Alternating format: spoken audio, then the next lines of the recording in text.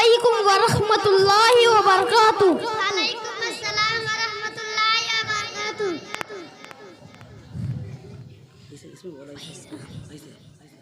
भाईजान आपका क्या नाम है? भाईजान मेरा नाम मोहम्मद हारून है। भाईजान इस समय क्या कर रहे हैं? भाईजान मैं इस समय मकतब सैयदना बिलाल रज़ियल्लाहु ताला अन्हु में तालीम हासिल कर रहा हूँ। भाईजान कुछ सवाल पूछ सकता हूँ? जी अल्हम्दुलिल्लाह। नबी किसे कहते हैं? नबी अल्लाह ताला के नेक बंदे होते हैं, इन पर अल्लाह ताला की तरफ से वही उतरती है, अल्लाह ताला के काम अल्लाह के बंदों तक होती है। हमारे नबी का क्या नाम है? हमारे नबी का नाम हज़रत मोहम्मद सल्लल्लाहु अलैहि वसल्लम है।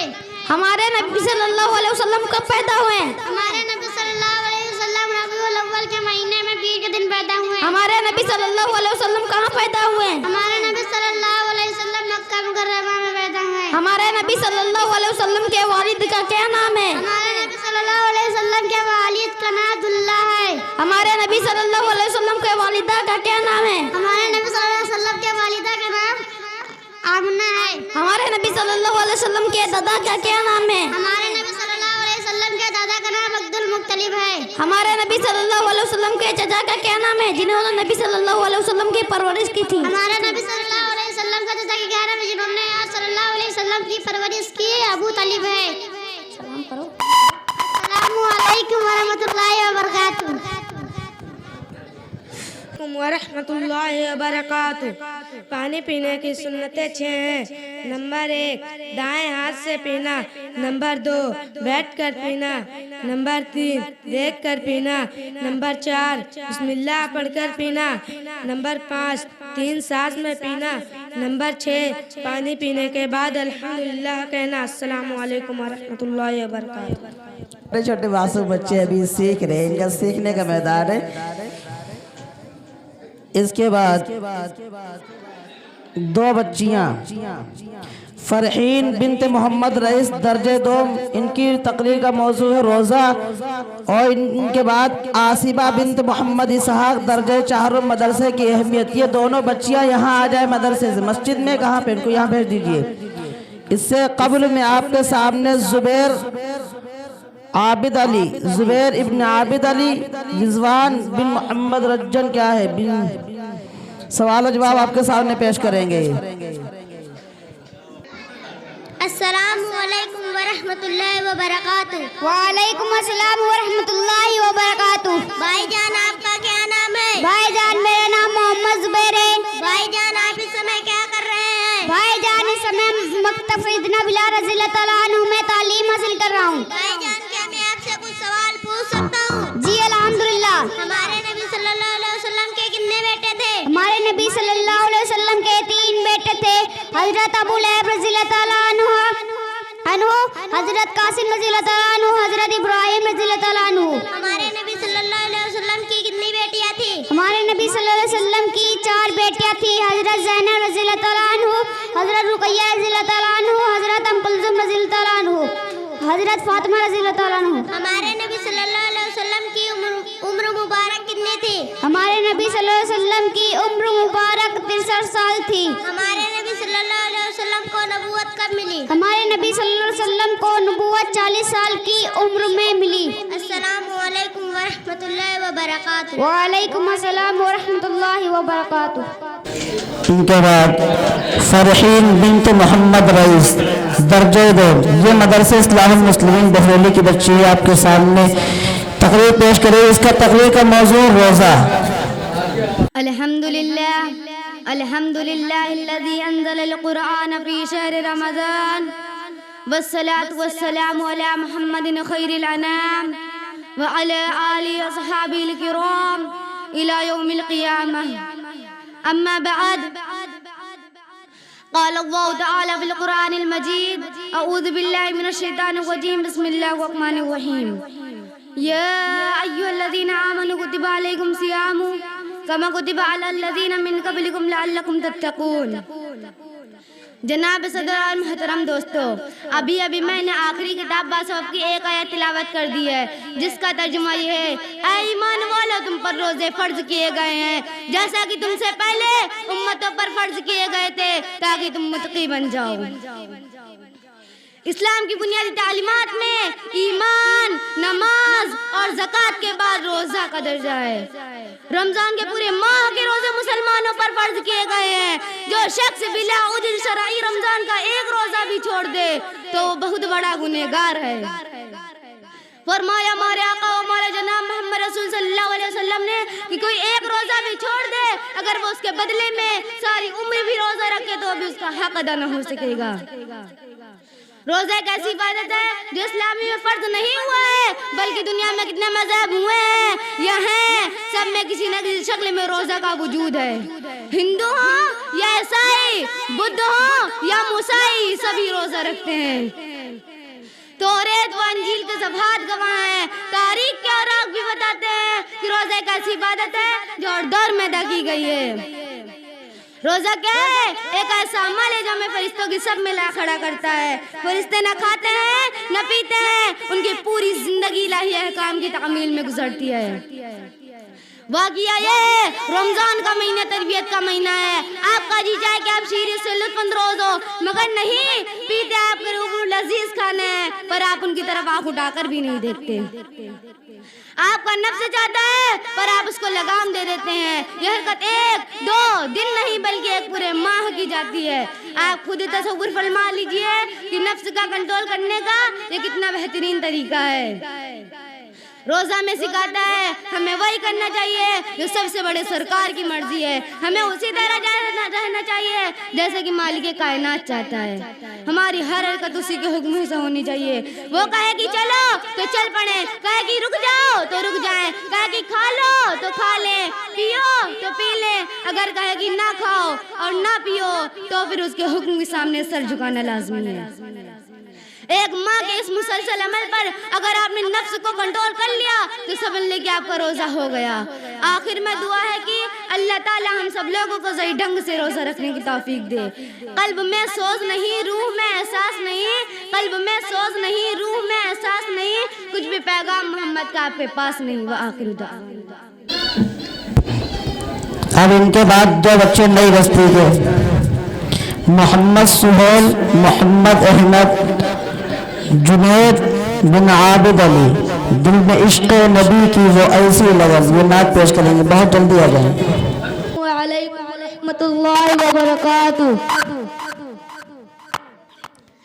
दिल में इश्क़ नबी की वो ऐसी लगन, दिल में इश्क़ नबी की वो ऐसी लगन, रूह तड़पती रहे दिल में चलता रहे, रूह तड़पती रहे दिल में चलता रहे।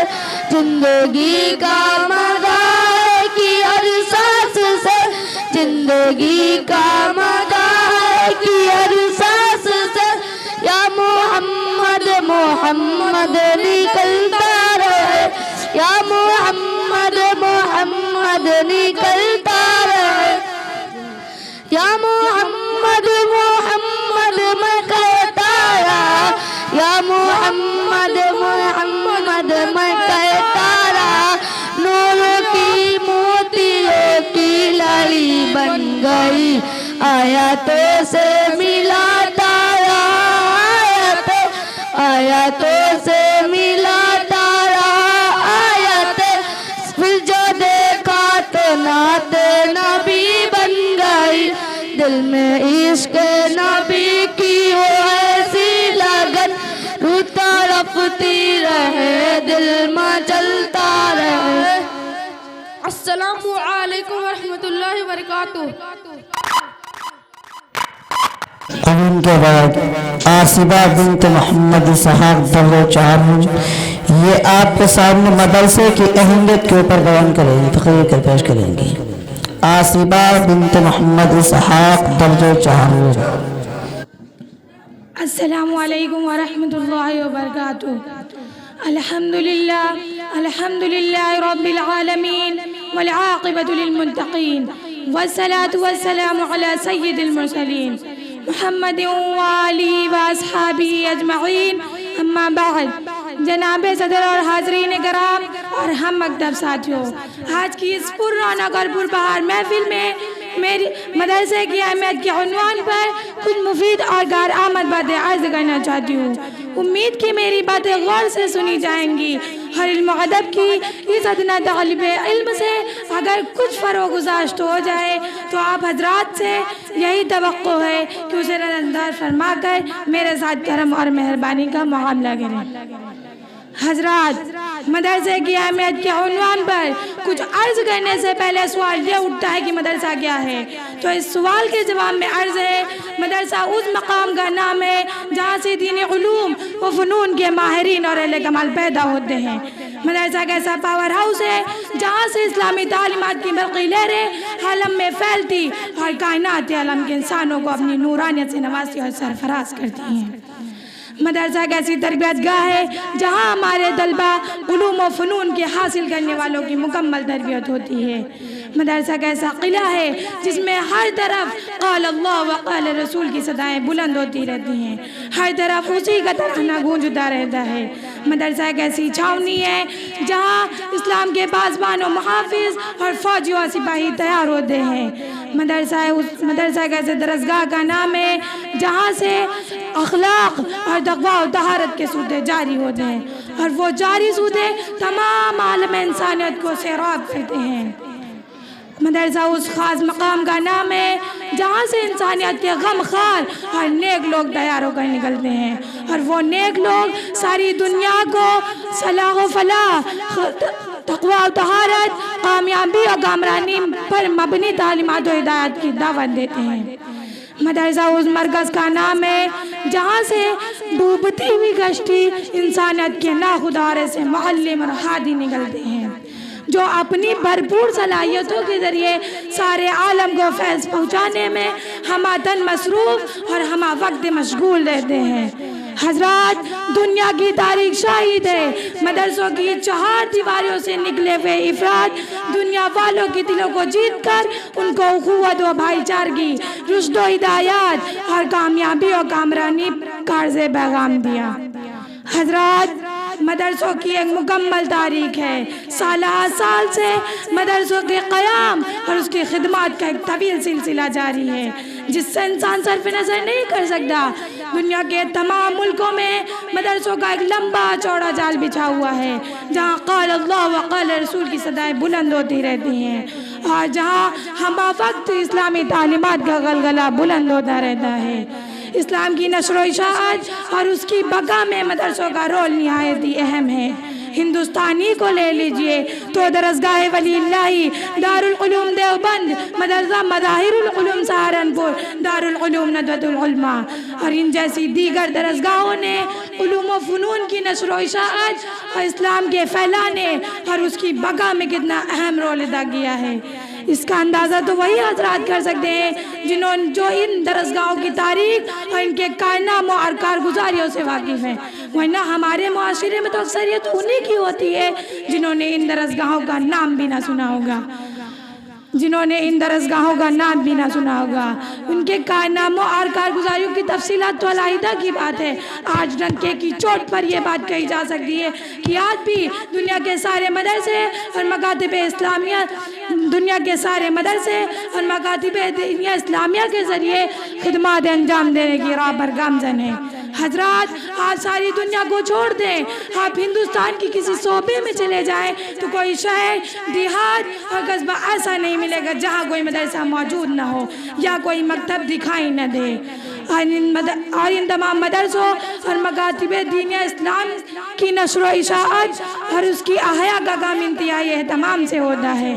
और इन मदरसों और दरसगाहों की दीनी ट्रेन को खींचने और घसीटने के लिए उलमा और फजला की सूरत में इंजन तैयार होते हैं। रेल की गाड़ी का इंजन तो रेल के डिब्बों को एक स्टेशन से दूसरे स्टेशन तक पहुंचाता है, मगर क़ाल अल्लाह व क़ाल रसूल से मुसल्ला ये इंजन यानी आलम दीन इंसानियत के काफिलों की क़यादत और सयादत करता है और उनको दीनी माहौल और दीनी तालीमात के मैदान में सिर्फ बढ़ने की दावत ही नहीं देता बल्कि उनको घसीट कर मंजिल मकसूद तक पहुँचाने की कोशिश में मशरूफ़ रहता है। हजरात, आज अगर मदरसों का निज़ाम जारी व सारी ना होता और मदरसों का जाल बिछा हुआ ना होता तो ना जाने इस्लामी तालीमात और हिदायत का हश्र अंजाम क्या होता।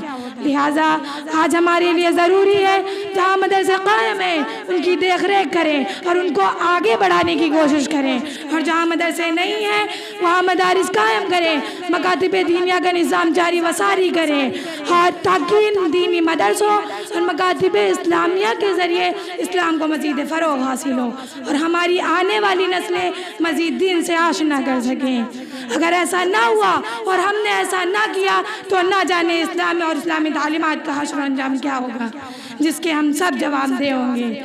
अल्लाह ताला हमें मदारिस के कायम करने, मकातिब के निज़ाम को जारी करने कि उस वक्त तक की तौफीक अता करता रहे जब तक हमारी रगों में खून दौड़ता रहे और जब तक हमारे जिस्म में यह जान बाकी रहे। वाखिर दावाना अल्हम्दुलिल्लाहि रब्बिल आलमीन। अस्सलामु अलैकुम व रहमतुल्लाहि व बरकातुहू।